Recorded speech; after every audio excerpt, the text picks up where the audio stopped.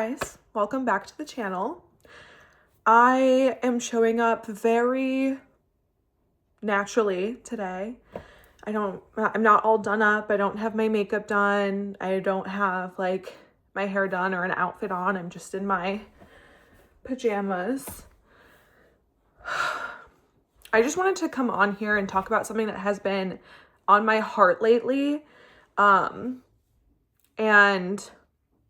just kind of like a spur of the moment conversation on burnout, especially in like the world that we live in today, where there is such a pressure to be productive, to be picture perfect, to be like your peak self at every moment of every day. And it's also a very unforgiving world, which like if you're not, there's a pressure that if you're not that way every single second of every single day, even in private, then there is something wrong with you and you're not lovable and you're not worthy or valuable, you're worthless, or you're not worthy. And burnout has been something that I've been battling myself this past season, which was why I took a break from YouTube. And so coming as a mental health professional myself, I was going to work all day, 40 hours a week in a very high acuity mental health setting where I was responsible for the livelihood and creating space for those around me, both patients and staff. And I loved my job. It's a very important job to have. But I was also going to school full time with an education in the same exact thing. And I was coming home at night and I was the one responsible for taking care of the house. And then I had my own personal tasks and responsibilities, like taking care of my car, taking care of myself and my personal health, going to church, and being around like the space of wellness and productivity all the time is exhausting. And unfortunately, it gets to the point where it's like me as a therapist, a really big part about my personal education and my training is the signs of burnout, compassion fatigue, secondary trauma. And some of the symptoms of that is like becoming more irritable, not caring about other people, like being angry. And I had started noticing symptoms in my personal life and in myself.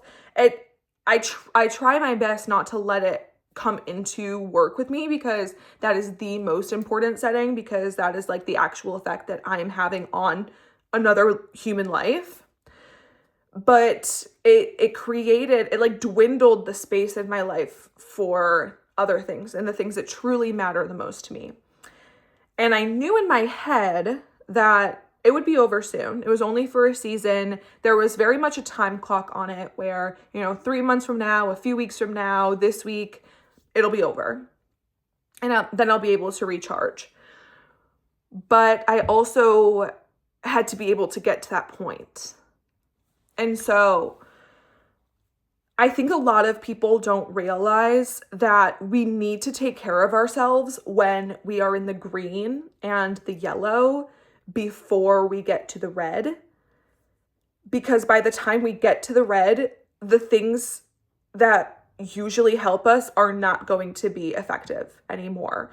Like the coping skills, the boundaries, the schedules, the routines that I can set in the green and the yellow, if I wait until I'm in the red to like say no, to like have a good night's sleep. Like there is no amount of sleep, of food, of like connection that will be able to undo that, because at that point when you're in the red, there's like much bigger structural issues that take longer to repair. And that's a really hard pill for a lot of people to swallow. And it's something that even though I know that intellectually in my head, it's something that I still struggle to implement, because nobody wants to be like in that place. But it really is a reminder that like the idea of self-care is very much an ongoing activity and is something that you should be doing in every single second of every single day. And what I mean by that is every single like choice that you make in your days, in your lifestyle, in your family, all of those add up. And so we really do need to intervene early on and consistently intervene ongoingly, because if we just ignore and ignore and ignore and ignore, we will be forced to make time for the breakdown. And I actually think that I did a pretty good job at avoiding like a full-on overhaul of like my life and my health. And I do feel like I did the best that I could. But that being said, I did have to make certain sacrifices, and that is the hard part. But like now that I'm at the end of it, I'm really grateful for those sacrifices that I did make, because it's what allowed me to even get to this point in general and to be able to like get started on what I actually want my life to look like consistently and long term. And what I mean by that is like, you all know that I'm very passionate about healthy living and conscious living. And that was something that I admit did go a little bit by the wayside, because I didn't have time to drive the extra distance to like the all natural stores, or I didn't exactly have maybe the budget to be able to prioritize the best of the line things. That being said, I made sure to also try and prioritize the things that I knew were going to be good for me and not something that would sabotage me long term. So did I eat more junk food than usual? Yeah. But I wasn't like fully reverting to like an old lifestyle that would have left me worse off, if that makes sense. So it wasn't black and white, and it's not all or nothing. And it's always like a give and take of all these like different dials that you can manipulate in order to achieve whatever best case scenario that you can in that moment, in that week, in that season. And so all of that to say, I am really grateful for the people in my life that I was able to lean on and rely on to like remind me that it was just for a season, to pick up on maybe the parts that I didn't have the space for during that time. Like my boyfriend was such a rock star, superstar partner, and he was so flexible and so understanding with my temper and my moods, and like he would pick up the laundry if I didn't have the energy for it in my life. He would make the dinner if that was going to be a night that I was going to need more time and space. If I was doing homework all night, he would be very kind about it and check in on me and let me know that I wasn't alone.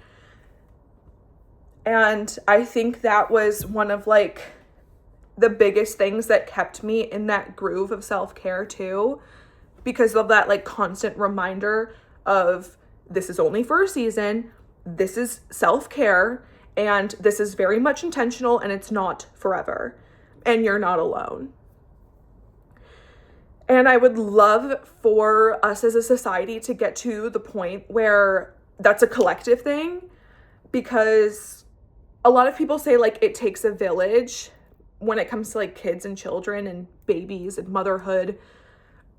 But I also feel like it takes a village just across the board.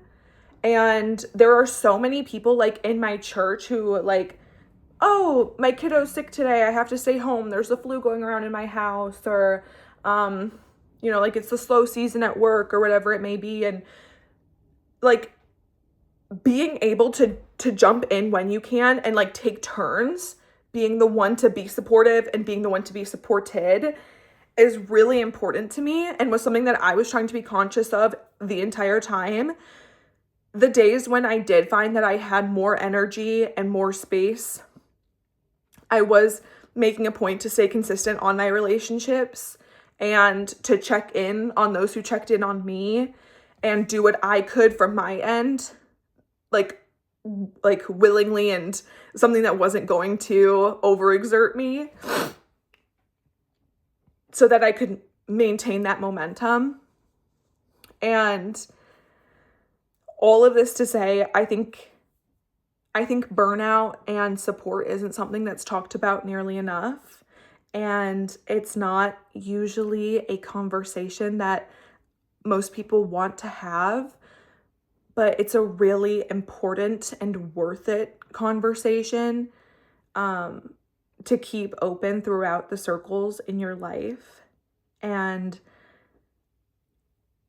I'm really grateful for those who are with me throughout this whole season to support me and motivate me and be my cheerleader and coach me on. And it made the whole difference. Like, I was doing what I could and making peace with maybe the things that were going to be less than perfect.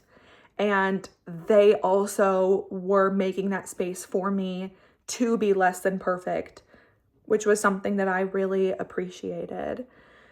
And so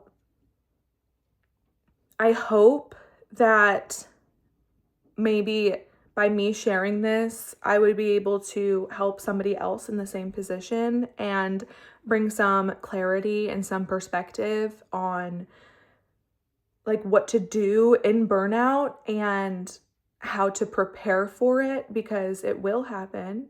And in my life, it probably will happen again. And to be in denial of that isn't productive. And so to really create a space of love and safety and comfort to come back to whenever it does show up is going to make a huge, huge difference. So I love you guys. I will see you in the next video. Sorry if this was like all over the place. It was just something that has been really on my heart that I felt like I needed to like just share and get out there, and like completely raw and unedited. And if there are parts that you agree with or disagree with or really stuck out to you, please let me know, because like I said, having this open conversation is really important for the whole process of it all and the experience of being a human. And I will see you guys in the next video. Bye.